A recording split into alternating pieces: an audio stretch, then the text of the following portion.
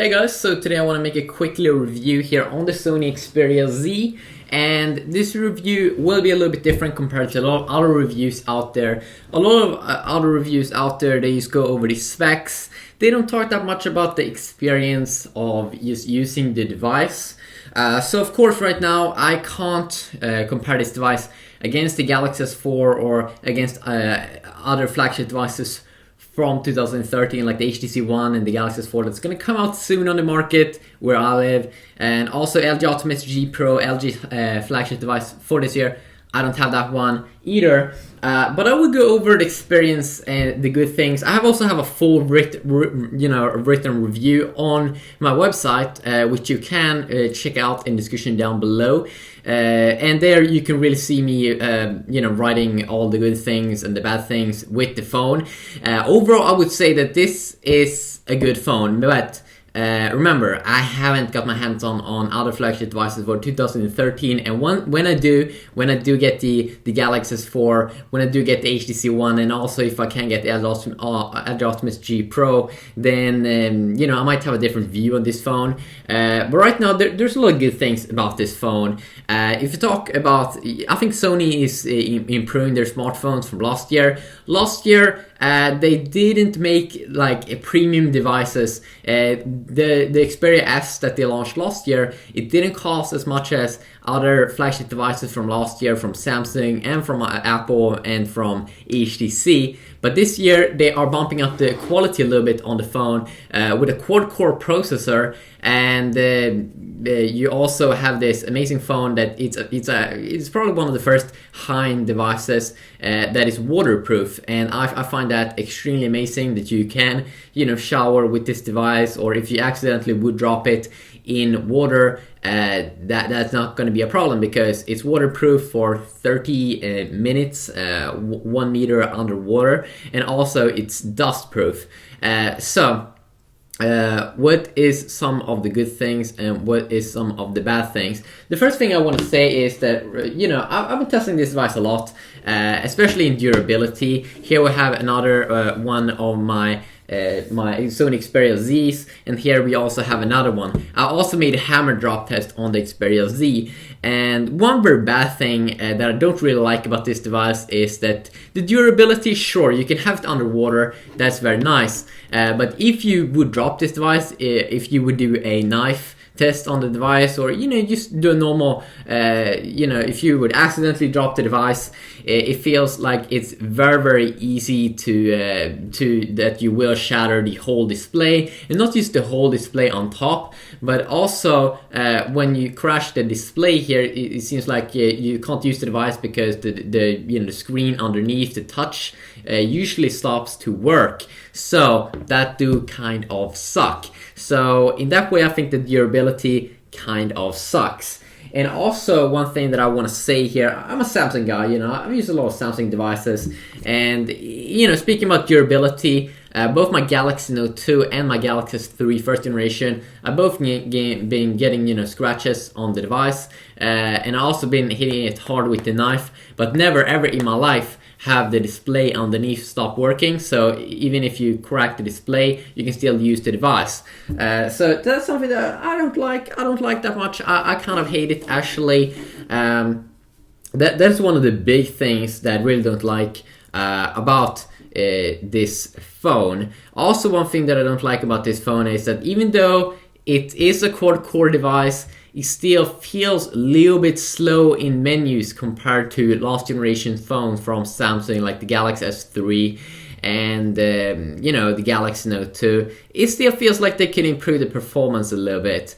It's still, TouchWiz, or not TouchWiz of course, but Sony Xperia's UI, I definitely do believe that it's prettier than TouchWiz, and it looks kind of the same here. Of course, this is like a 5-inch smartphone with an amazing display, a 1080p display, even though there's really not that big of a difference with 1080p versus 720p displays on smartphones, because the PPI, you get around 100 pixels per inch more, and in Kindle reading you might get a little bit sharper text, but overall you won't really see that of a big difference. Also, one of the big massive bad things with the Xperia Z is definitely the viewing angles.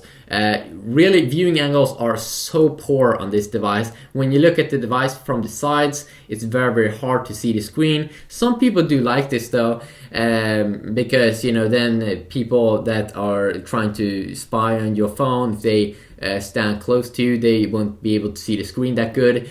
But let's say you have the device on a table a little bit far away from you, it could be kind of hard with the viewing angles because it's kind of hard to see the screen if you turn it like this, and that's extremely annoying.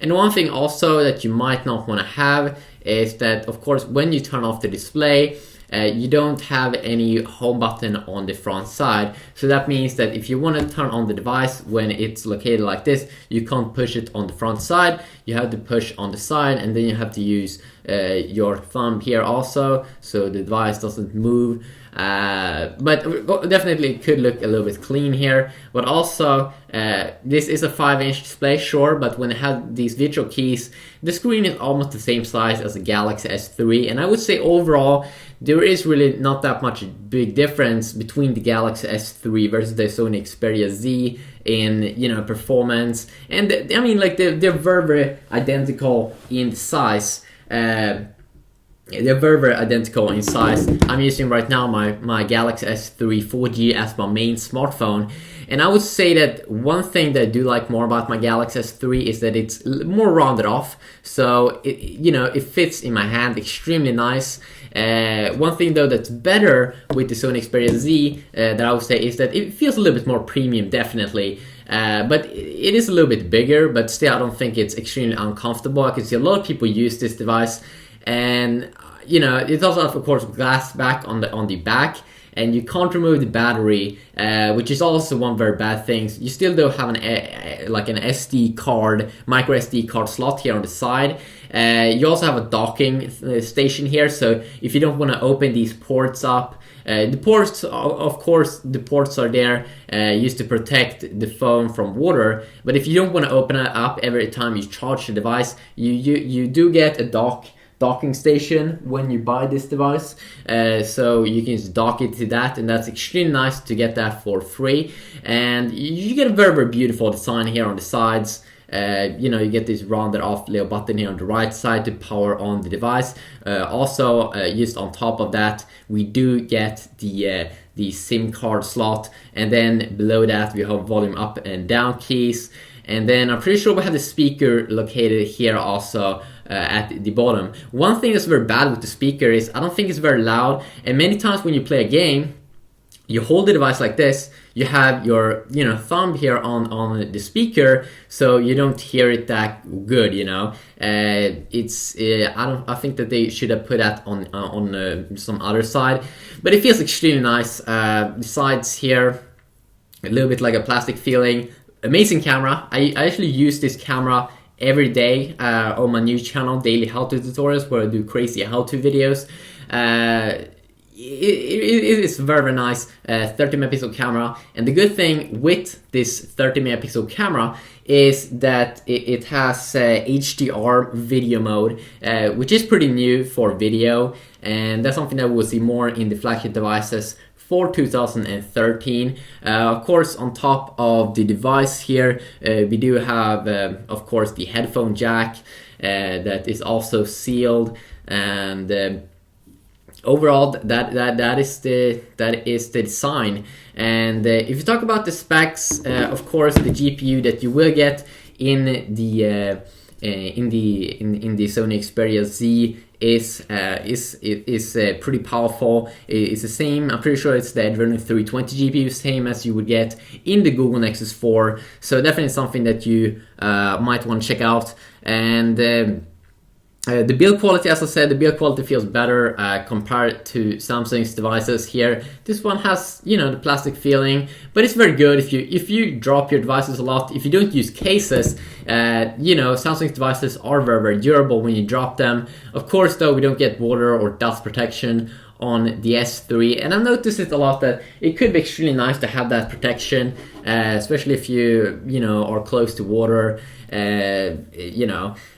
But the big thing that I would say that I'm kind of scared with the Xperia Z is the quality on the screen. That it feels like if you drop this device, either you will shatter the back very easily, or you will shatter the front side.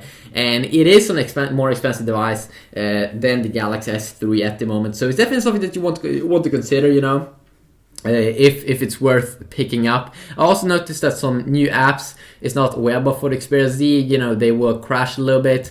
Overall, if you're a Sony fan, you know, you won't get disappointed probably with this device, because it's better than you know, than the last year's Sony devices. It would definitely be a lot of fun for me to compare this device, you know, and give my full opinions on it when I can compare it against other flagship devices for 2013, like the Galaxy S4, like the HTC One, and it has a little bit bump here on the side or at the bottom, so it could actually feel like a pretty big phone, because that you do get a 5-inch screen, but it is a little bit smaller just because of the virtual keys. So it's around the S3 size, but it's still a bigger phone, you know, in terms of, you know, size. But you know, some people do prefer it big, some people, you know, do like that. So yeah, but just a quick little video talking here a little bit about the Xperia Z.